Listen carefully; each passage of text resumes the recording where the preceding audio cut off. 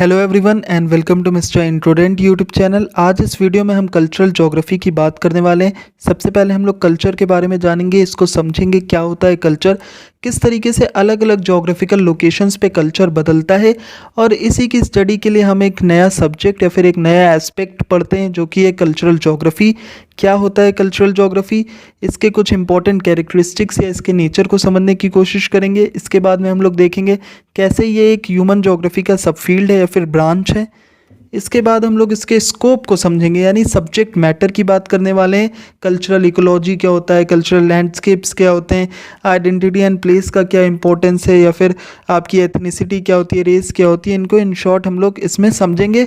और एंड में हम लोग कुछ इंपॉर्टेंट जोग्राफर्स का कंट्रीब्यूशन देखेंगे कल्चरल ज्योग्राफी की फील्ड में। सो वीडियो बहुत ही ज़्यादा इंपॉर्टेंट और इन्फॉर्मेटिव होने वाली है। Now without wasting much time let us start with the video. Cultural geography, meaning, definition, nature and scope.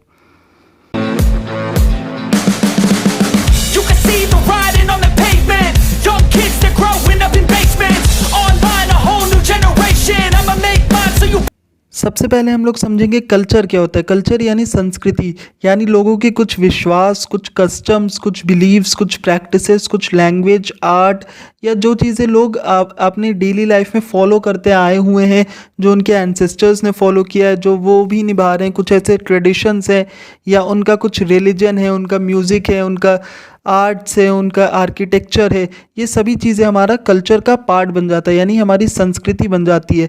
Almost civilisation की तरह होता है, सभ्यता की तरह होता है। लेकिन कल्चर जो है वो वेरी करता है आपकी ज्योग्राफी के साथ में या फिर टाइम के साथ में, अलग अलग इसमें डिफरेंसेस आते रहते हैं। कल्चर को एक एज एन अम्ब्रेला टर्म हम लोग यूज़ कर सकते हैं किन किन चीज़ों के लिए। जितने भी लॉज हैं, कस्टम्स हैं, आपकी नॉलेज है, बिलीव्स है, सोसाइटी में जो भी चीज़ें हैं जो इंटरनल, जैसे किसी एक कंप्यूटर का एक सॉफ्टवेयर होता है ना, जिसमें सारी चीज़ें प्रोग्राम्ड होती है कि कैसे वर्क करेगा, कौन सा विंडोज़ है, क्या सारी चीज़ें। उसी तरीके से किसी एक सोसाइटी का, यहाँ पर हम लोग सोशल कल्चरल ज्योग्राफी को पढ़ रहे हैं, तो हमें सोसाइटी को भी ध्यान में रखना है कि सोसाइटी के अंदर जो भी लॉज है, ट्रेडिशंस है, रिलीजन है, कस्टम्स है, खाने पीने का क्या तरीका है, कैसे लोग कपड़े पहनते हैं, किस तरीके का पहनावा, ये सारी चीज़ें उनका मिलकर के कल्चर बनाती है। जैसे भारतीय अगर हम लोग संस्कृति की बात करें, इंडियन कल्चर की बात करें, तो उसमें हमारा रहना, खाना पीना, हमारे बात करने का तरीका, हमारी लैंग्वेजेस, हमारी जितनी भी तरीके की लैंग्वेजेस हैं, हिंदी, इंग्लिश, बंगाली, उड़िया, आपकी उर्दू, जितनी भी लैंग्वेजेस है, सब कुछ हमारे कल्चर का पार्ट बन जाता है। अब इस कल्चर में डिफरेंसेस आते हैं अलग अलग ज्योग्राफिकल लोकेशंस की वजह से, या फिर अलग अलग जगह के जो लोग हैं, चाहे वो फिजिकल एनवायरनमेंट से अलग हो, नेचुरल कुछ बैरियर्स हो, या फिर पॉलिटिकली कुछ जगहों को अगर अलग किया गया हो, यानी नेशंस बनाए गए हो, अलग अलग देश बनाए गए हो, तो ज्योग्राफी की वजह से कल्चर्स में भी डिफरेंसेस आना स्टार्ट होते हैं।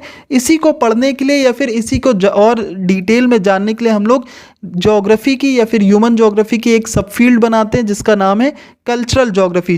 कल्चरल ज्योग्राफी एक ऐसी सब डिसिप्लिन है ह्यूमन ज्योग्राफी की जो कि स्पेशियल डायमेंशंस, यानी बेसिकली जो लोकेशन से रिलेट करता हो, उसे हम लोग स्पेशियल डायमेंशन कहते हैं।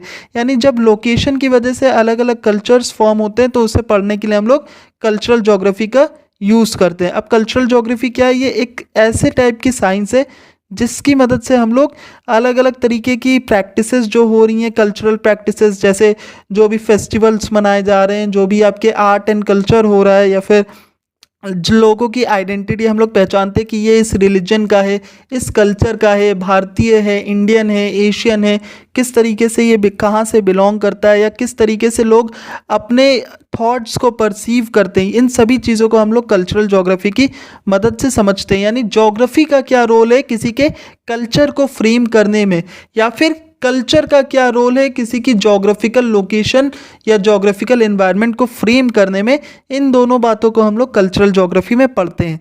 नेचर ऑफ कल्चरल ज्योग्राफी, देखो कल्चरल ज्योग्राफी कैसी एक तरीके की आप कह सकते हो इंटरडिसिप्लिनरी साइंस है, जिसमें हम लोग एंथ्रोपोलॉजी के बारे में भी जानते हैं, सोशोलॉजी, हिस्ट्री, साइकोलॉजी, इकोनॉमिक्स, हर तरीके की जितनी भी साइंसेज है सबसे ये डील करता है। तो सबसे पहला तो इसका नेचर का पार्ट हो जाएगा कि ये एक इंटरडिसिप्लिनरी फील्ड है या फिर इंटरडिसिप्लिनरी साइंस है। सेकंड चीज़ क्या है, ये एक स्पेशियल साइंस है।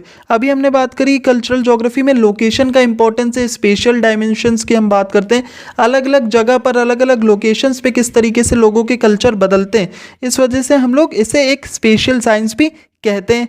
साथ ही साथ इसमें क्वालिटेटिव और क्वांटिटेटिव दोनों ही मेथड्स यानी नॉर्मेटिव और पॉजिटिव दोनों ही साइंस आप इसे कह सकते हो। इसमें दोनों ही चीज़ें हम लोग हमारे थॉट से यानी क्वालिटेटिव चीज़ों से भी कल्चरल ज्योग्राफी को पढ़ते हैं, कल्चर्स को आइडेंटिफाई करते हैं, और साथ ही साथ क्वांटिटेटिव यानी हम लोग नंबर्स में देखते हैं कैसा कितना पॉपुलेशन है, कितना सेक्स रेशियो है, या फिर कितने कोई लैंग्वेज बोलने वाले कितने लोग किसी देश में हैं, या किसी देश की डेमोग्राफी को अगर हम लोग देखते हैं तो ये एक क्वांटिटेटिव रिसर्च भी हो जाती है। इसी में हम लोग फील्ड वर्क्स भी करते हैं, इंटरव्यूज़ भी करते हैं, तो ये एक तरीके से आप कह सकते हैं काफ़ी प्रैक्टिकल साइंस है।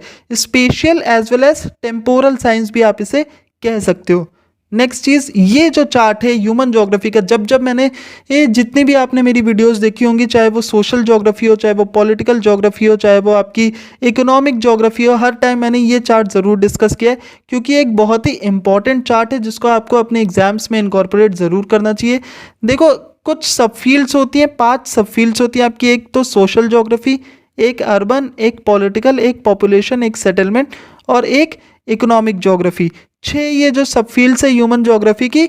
इसमें भी जो सोशल ज्योग्राफी है इसके भी कई सारी सब फील्ड्स होती है, जैसे बिहेवियरल ज्योग्राफी, जिसे हम लोग नॉर्मल अगर हम लोग साइंस में देखें तो उसका रिलेशन साइकोलॉजी से होता है। फिर सोशल वेलबींग में वेलफेयर इकोनॉमिक्स आ जाता है, लीजर में आपका सोशोलॉजी। इसी तरीके से एक सब फील्ड आपकी सोशल ज्योग्राफी की क्या है, कल्चरल ज्योग्राफी, और इसका रिलेशन किससे होता है, आपके एंथ्रोपोलॉजी से होता है। एंथ्रोपोलॉजी क्या होती है, एंथ्रोपोलॉजी ऐसी साइंस है या फिर ऐसा सब्जेक्ट है जिसमें हम लोग ह्यूमन जो इवोल्यूशन हुआ है या फिर जो भी ह्यूमन प्रोसेसेस हैं उन सबको इन डिटेल हम लोग पढ़ते हैं। जो भी चीज़ें हमारे आसपास के समाज को बना रही है, समाज में जो भी घटनाएं हो रही हैं या होती आई हैं, कैसे कैसे ह्यूमन सोसाइटी इवॉल्व हुई है, इन सभी चीज़ों को हम लोग एंथ्रोपोलॉजी में पढ़ते हैं। और यही सब हम लोग कल्चरल ज्योग्राफी में भी पढ़ते हैं, कैसे कैसे अलग अलग जगहों के कल्चर जो हैं वो धीरे धीरे इवॉल्व हुए। नेक्स्ट है हमारा स्कोप ऑफ कल्चरल ज्योग्राफी, यानी क्या क्या चीज़ें हम लोग कल्चरल ज्योग्राफी में पढ़ते हैं या फिर इसका सब्जेक्ट मैटर क्या है। सबसे पहले हम लोग आइडेंटिटी और प्लेस के बारे में पढ़ते हैं। देखो, अलग अलग लोगों के कल्चर से ही उनकी आइडेंटिटी बनती है। आप अगर हिंदू हैं या फिर आप अगर मुस्लिम हैं तो आप मुस्लिम कल्चर को बिलोंग करते हैं, तो ये आपकी एक पहचान भी आपको देता है कि आप एक मुस्लिम हैं। अगर आप इंडियन हैं और मुस्लिम हैं तो ये आपकी पहचान होगी कि आप एक इंडियन मुस्लिम हैं। तो यह आपको एक तरीके की पहचान देता है, साथ ही साथ ये आपके प्लेस को भी बताता है कि अगर आप इंडियन कल्चर को फॉलो करते हैं, इंडियन कल्चर से बिलोंग करते हैं, तो आपका जो प्लेस है या फिर आपको वो जियोग्राफिकली कहाँ पर माना जाएगा, इंडिया में ही माना जाएगा, कंसीडर किया जाएगा। तो ये एक आइडेंटिटी और एक प्लेस की भी फीलिंग देता है। नेक्स्ट चीज़ क्या है आपकी, कल्चरल लैंडस्केप। अब देखो, कल्चरल लैंडस्केप्स क्या होते हैं। लैंडस्केप का मतलब क्या होता है, किसी तरीके का चित्र या किसी कोई आसपास की जगह कैसी दिख रही है उसको हम लोग लैंडस्केप कहते हैं। कल्चरल लैंडस्केप यानी आसपास जो भी कल्चर प्रैक्टिसेस करी जा रही हैं, जो भी लॉज हैं, जो भी आपके आर्ट है, जो भी म्यूज़िक है, डांस है, उन सब का लैंडस्केप, उन सब का व्यू कैसा है, यानी वो दिखने में कैसा लगता है। जैसे बहुत लोग एक तरीके से आप वीडियोस में देखते होंगे या फिर भारत के कल्चर को दिखाते हैं, भारत की संस्कृति को दिखाते हैं, तो उसी तरीके से कल्चरल लैंडस्केप क्या होता है कि किस तरीके के ट्रेडिशंस को आप लोग फॉलो करते हो, उसको अगर हम लोग मैप पर दिखा रहे हैं या फिर उसकी हम लोग एक पिक्चर पेंट करने की कोशिश कर रहे हैं, तो उसे हम लोग कल्चरल लैंडस्केप कहते हैं। फिर कल्चरल डिफ्यूजन। डिफ्यूजन का मतलब क्या होता है, कैसे एक पर्टिकुलर टाइप ऑफ कल्चर एक जगह से दूसरी जगह फैलता है, अलग अलग देशों में, अलग अलग कॉन्टिनेंट्स में, अलग अलग जगह पर। जैसे हम लोग वेस्टर्नाइजेशन, ग्लोबलाइजेशन, संस्कृताइजेशन की बात करते हैं, यानी किस तरीके से वेस्टर्न कल्चर पूरे दुनिया में फैलता है, या फिर कैसे ग्लोबली सारे देश जो हैं आपस में कनेक्ट होते हैं, या फिर कैसे जो हमारा संस्कृत का या जो हमारा एंशियंट आपका कल्चर है वो कैसे फैलता है पूरी दुनिया में। तो ये सारी चीज़ें हमारे कल्चरल डिफ्यूजन में आ जाती है। नेक्स्ट है हमारा एथनिसिटी, रेस और मल्टीकल्चरलिज्म।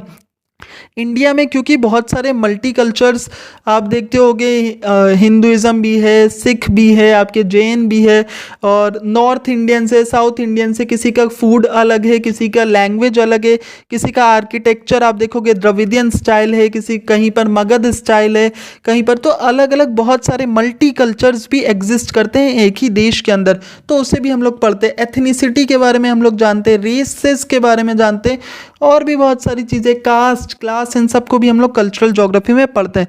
फिर कॉलोनियलिज्म और पोस्ट, देखो कल्चरल डिफ्यूजन का एक बहुत ही अच्छा तरीका होता है, या फिर एक बहुत ही इंपॉर्टेंट तरीका है कॉलोनियलिज्म करना, यानी कॉलोनीज बनाना, अपने कल्चर को फैलाने के लिए आप दूसरी जगह पर जाके वहाँ पर कॉलोनीज बनाना और वहाँ के लोगों को अपने कल्चर में ढाल लेना। जैसे ब्रिटिश कॉलोनी थी इंडिया, तो बहुत सारी चीज़ें वेस्टर्न हमारे अंदर भी आ चुकी है, हमारे कल्चर में भी चेंजेस आए हैं। फिर आपका कल्चर, हेरिटेज एंड टूरिज्म, यानी जितने भी इंपॉर्टेंट प्लेसेस हैं या जो भी आपकी सांस्कृतिक विरासत है, यानी जैसे आपका ताजमहल, आपकी जो बिल्डिंग्स हैं जो आपकी संस्कृति को दिखाती हैं, या फिर आपकी जो अलग अलग ज़ुबान है, उर्दू जैसे लैंग्वेज भारत की सभ्यता को दिखाती है या भारत की संस्कृति को दिखाती है, हिंदी भाषा हो गई आपकी, दूसरी अलग जितनी भी भाषाएँ, ये सारी हमारी कल्चरल हेरिटेज में आ जाती है।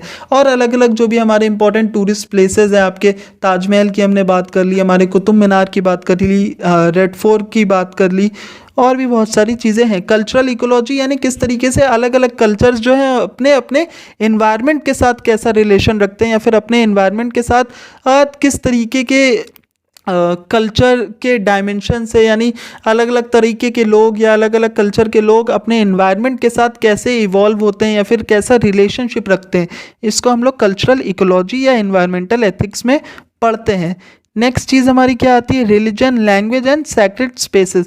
पहले ही हमने बात कर ली है कि रिलीजन और लैंग्वेज और जो अलग अलग चीज़ें, इनको भी हम लोग कल्चर्स के अंडर ही या कल्चरल ज्योग्राफी में ही पढ़ते हैं। अब कुछ इंपॉर्टेंट ज्योग्राफर्स के कॉन्ट्रीब्यूशंस को भी हम लोग देखेंगे। सबसे इंपॉर्टेंट तो आपके कालसौरी हैं, क्योंकि इन्हें फादर ऑफ कल्चरल ज्योग्राफी कहा जाता है। अब कालसौर ने क्या किया था, कालसौर ने देखो कल्चरल डिफ्यूजन को लेकर के इन्होंने बहुत सारे इंपॉर्टेंट कॉन्ट्रीब्यूशंस करे। कल्चरल डिफ्यूजन यानी कैसे कल्चर एक जगह से दूसरी जगह फैलता है, इसको हम लोग इन डिटेल अपनी नेक्स्ट वीडियो में भी डिस्कस करने वाले, जिसमें हम लोग कुछ important terms of cultural geography को डिस्कस करेंगे। आई बटन में लिंक आ रहा होगा, आप लोग यहाँ से भी उस वीडियो को देख सकते हैं, या फिर मेरी cultural, social and cultural geography की प्लेलिस्ट पे जाके भी उस वीडियो को देख सकते हैं। तो इनका जो कंट्रीब्यूशन है वो सबसे ज़्यादा इंपॉर्टेंट रहा है। और कालसौर हो गए आपके, और जितने भी पॉसिबिलिस्टिक स्कूल के आपके जितने भी ज्योग्राफर्स थे, उन्होंने कल्चरल ज्योग्राफी को 20th सेंचुरी में बहुत ही ज़्यादा इम्पॉर्टेंट और एक एडवांस फील्ड ऑफ ज्योग्राफी बनाया। फिर आपके वाईफू टुआन आ जाते हैं, इन्होंने एक टोपोफिलिया का कंसेप्ट दिया था।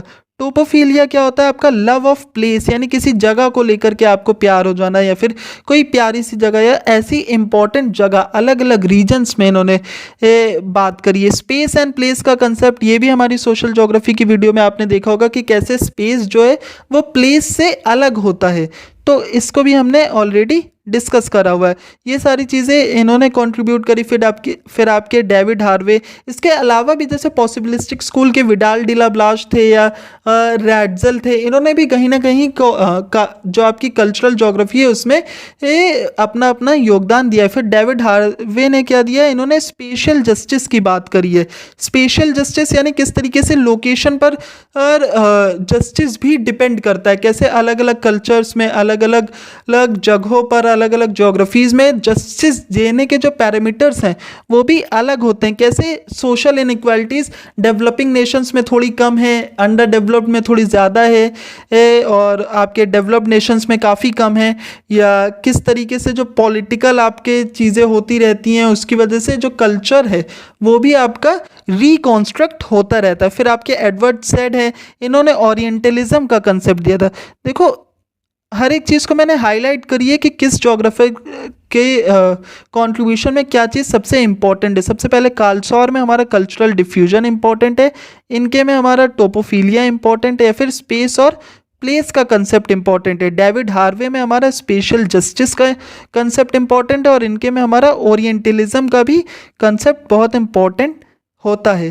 तो ये चीज़ें हमने यहाँ पर डिस्कस करी। अब देखो एडवर्ड सैड ने क्या बोला है, इन्होंने ओरिएंटलिज्म का जो कंसेप्ट दिया था उसमें इन्होंने बताया कि किस तरीके से जो वेस्टर्न रिप्रेजेंटेशन है ईस्ट का, यानी वेस्ट वालों ने किस तरीके से ईस्ट को दिखलाया है। वेस्ट यानी जो आपकी यूरोपियन या अमेरिकन कंट्रीज़ है वो किस तरीके से ईस्टर्न कल्चर यानी जो एशियन कल्चर है या साउथ एशियन कल्चर है उसको किस तरीके से दिखाती थी, कैसे पुराने ज़माने में कॉलोनीज बनाई, किस तरीके से यूरोप ने ईस्ट में पूरा कब्जा करा, उनको उनके कल्चर को दबाने की कोशिश करी या अपने कल्चर को सुपरसीड करने की कोशिश की। इन सब चीज़ों के बारे में एडवर्ड सैड ने अपने एक राइटिंग्स में बात करी थी। सो ये कुछ इंपॉर्टेंट कॉन्ट्रीब्यूशंस थे आपके इंपॉर्टेंट जोग्राफर्स के। इस टॉपिक से रिलेटेड अगर कुछ भी डाउट्स है तो आप मुझसे कमेंट सेक्शन में पूछ सकते हैं। मेरे टेलीग्राम चैनल को आप लोग ज्वाइन कर सकते हैं, वहाँ पर आपको इंपॉर्टेंट नोट्स वगैरह मिल जाएंगे। स्क्रीनशॉट लेके आप लोग उस चैनल को ज्वाइन कर सकते हैं। Thank you for watching.